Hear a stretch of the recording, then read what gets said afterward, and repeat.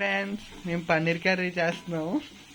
ఇదంతా నేనే చేస్తున్నాను. మా అన్నగడికి ఏం సంబంధం లేదు. అడిగి డెంగ్యూ వచ్చింది. ముందుగా ఫ్రిడ్జ్ లో పెట్టుకున్న పన్నీర్ తీసి ముక్కలు కింద చేసి ఆయిల్ లో ఫ్రై చేయాలి. ఫ్రిడ్జ్ లో కాదు, నేను ఇప్పుడే వెళ్ళి విక్టర్ బారి నుంచి తెచ్చాను. ఇటు అలా సోల్ గోల్ చెప్తున్నది. వేపిన వాటిని నీటిలో వేసుకోవాలి.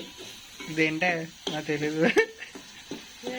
ఏంటిది? అల్లము, ఉల్లిపాయలు పేస్ట్, మసాలాలు, ఉల్లిపాయలు పేస్ట్.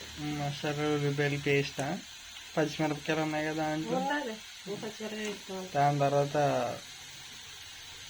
అవన్నీ తీసి మీరు వేయాలి.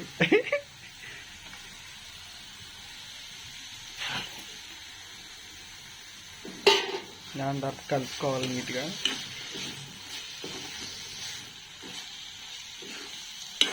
నీట్గా కంటిలా కలుపుకోవాలి. మధ్య మధ్యలో ముక్కలు తినేయచ్చు. మా అమ్మ తింటుంది ఇప్పుడు. మూత పెట్టేయాలి.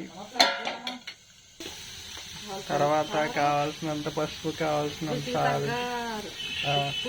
ఉప్పు, సాల్ట్. ఉప్పు సాల్ట్ ఏంటే రెండు ఒకటే.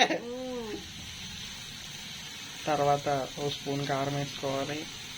తగినంత కారమా? కాదు, యూట్యూబ్ లో తగినంత కారం అంటారు కదా. మాలాంటి వాళ్ళకి తగినంత కారం అంటే ఏం అర్థం అవుద్ది నాకు అర్థం కాదు. తగినంత కారం అంటారు, తగ్గిపోయిన కారం అంటారు. తర్వాత కొంచెం నీళ్ళు వేసుకుని నీట్గా మరగబెట్టుకోవాలి.